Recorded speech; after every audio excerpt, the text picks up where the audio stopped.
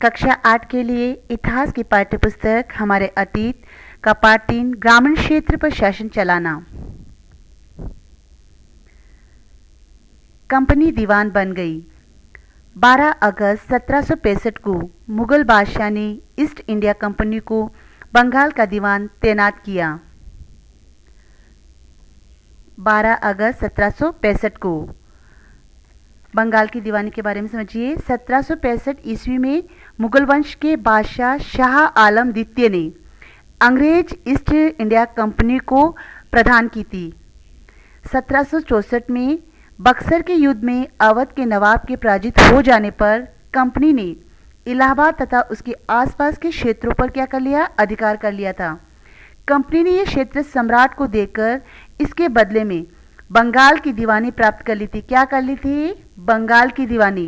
Company ने यह क्षेत्र सम्राट बादशाह को देकर किसको दिया? सम्राट को दी और इसके बदले में क्या कर लिया? बंगाल की दीवानी प्राप्त कर ली। इस बात की पूरी संभावना है कि यह घटना मुट्ठी भर अंग्रेजों और हिंदुस्तानियों की मौजूदगी में रॉबर्ट क्लाइव के तंबू में घटी होगी। लेकिन ऊपर दिए गए चित्र में इस घटना को एक भव्य समारोह के रूप में दिखाया गया है। किसके रूप में दिखाया गया है? भव्य समारोह के रूप में। चित्र को देखिए। 1765 में रॉबर्ट क्लाइव मुगल बादशाह से बिहार और उड़ीसा की दीवानी ग्रहण करते हुए दीवानी प्राप्त करने का अर्थ यह था कि कंपनी को बंगाल, बिहार और उड़ीसा में राजस्व वसूल करने का क्या प्राप्त हो गया? अधिकार प्राप्त हो गया। राजस्व वसूल करने का क्या प्राप्त हो गया? अधिकार। कहाँ? बिहार और उड़ीसा में। बिहार और उड़ीसा में। यह चित्र उस चित्रकार ने बनाया जिसे रॉबर्ट क्लाइव ने अपने जीवन की यादगार घटनाओं को चित्र करने का जिम्मा सौंपा था। बंगाल की दीवानी हाथ आ जाना। बंगाल की दीवानी हाथ आ जाना अंग्रेजों के लिए निश्चय ही एक बड़ी घटना थी। क्या थी? अंग्रेजों के लिए निश्चय ही एक बड़ी घटना थी। दीवान के तौर पर कंपनी अपने नियंत्रण वाले भूभाग के आर्थिक मामलों की मुख्य शासक बन गई थी। अब उसे अपनी जमीन का शासन चलाने और आमदनी को व्यवस्थित करने का रास्ता ढूंढना था। इसके लिए उसे एक ऐसा रास्ता ढूंढना था जिससे कंपनी के बढ़ते खर्चों को पूरा करने के लिए काफ़ी आमदनी जुटाई जा सके। व्यापारिक कंपनी के नाते उसे यह ख्याल भी रखना था कि वे अपनी ज़रूरत की चीज़ें खरीदती बेचती रहे। समय के साथ कंपनी को यह भी समझ में आने लगा कि उसे सावधानी के साथ आगे बढ़ना होगा। बाहरी ताकत होने की वजह से उसे उन लोगों को भी शांत रखना था जो गांव देहात में पहले शासन चला चुके थे और जिनके पास अभी भी काफ़ी ताकत और सम्मान था। ऐसे जो लोग स्थानीय सत्ता में रह चुके थे उन्हें नियंत्रित करना तो जरूरी था, लेकिन उन्हें खत्म नहीं किया जा सकता था। यह काम कैसे हो? इस अध्याय में हम देखेंगे कि कंपनी ने ग्रामीण इलाकों को उपनिवेश कैसे बनाया, आय के संसाधन कैसे जुटाए, लोगों के अधिकार किस तरह तय किए और मनवाफिक फसलों की खेती कैसे कराई। कंपनी की आमदनी। कंपनी दीवान तो बन गई थी, लेकिन अभी भी खुद को एक व्यापार ही मानती थी। वे क्या मान रही है? कंपनी दीवान तो बन गई, लेकिन खुद को एक व्यापारी ही मान रही है। कंपनी भारी भरकम लगान तो चाहती थी, लेकिन उसके आकलन और वसूली की कोई नियमित व्यवस्था करने में हिचकिचा रही थी। उसकी कोशिश ये थी कि वह ज़्यादा से ज़्यादा राजस्व हासिल करे। क्या करे? ज़्यादा से ज़्यादा राजस्व हासिल करे और कम से कम कीमत पर बढ़िया सूती और रेशमी कपड़ा खरीदे। इसी कारण 5 साल के भीतर बंगाल में कंपनी द्वारा खरीदी जाने वाली चीज़ों का कुल मूल्य दुगुना हो चुका था। 1865 से पहले कंपनी ब्रिटेन से सोना और चांदी का आयात करती थी। किसका कर रही है? सोने और चांदी का आयात कर रही थी और इन चीज़ों के बदले सामान खरीदती थी। अब बंगाल में इकट्ठा होने वाले पैसे से ही निर्यात के लिए चीज़ें खरीदी जा सकती थी। जल्दी ही यह जाहिर हो गया कि बंगाल की अर्थव्यवस्था एक गहरे संकट में फंसती जा रही है। बंगाल की अर्थव्यवस्था किस में फंसती जा रही है? गहरे संकट में। कारीगर गांव छोड़कर भाग रहे थे क्योंकि उन्हें बहुत कम कीमत पर अपनी चीज़ें कंपनी को जबरन बेचनी पड़ती थी। किसान अपना लगान नहीं चुका पा रहे थे, कारीगरों का उत्पादन गिर रहा था और खेती चौपट होने की दिशा में बढ़ रही थी।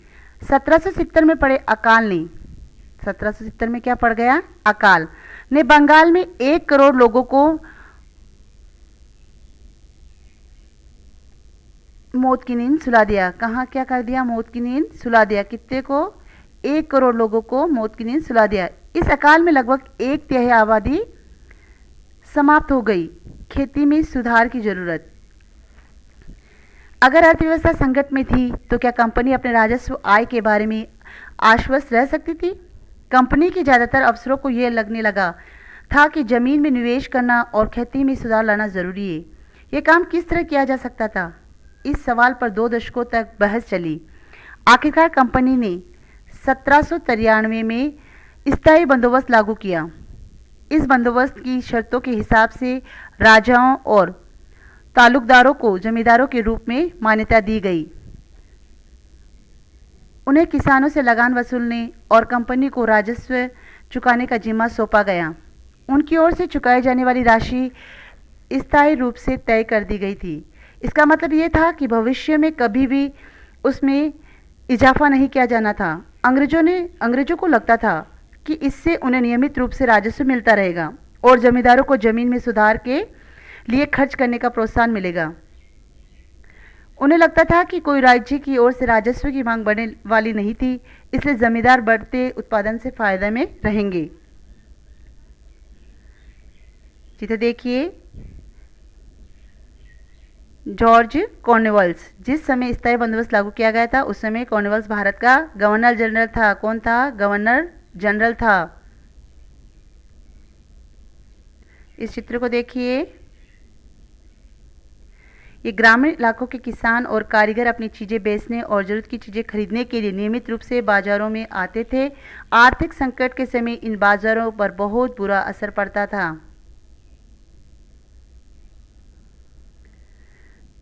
बंगाल के रैयतों पर कोलब्रुक का कथन। बंगाल के बहुत सारे गांवों में कई ताकतवर रैयत खुद खेती नहीं करते थे। वे औरों को पट्टे पर जमीन देते थे। किस पे दे रहे हैं? पट्टे पर जमीन दे देते थे और उनसे भारी लगान वसूल करते थे। 1860 में एस.टी. कोलब्रुक ने इन काश्तकारों की स्थिति इन शब्दों में बयान की थी।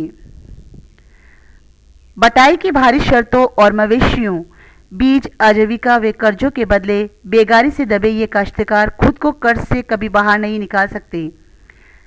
जब उन्हें जीने को भी पूरा नहीं मिलता तो ऐसे भयानक हालत में वे दिल लगाकर काम कैसे कर सकते हैं?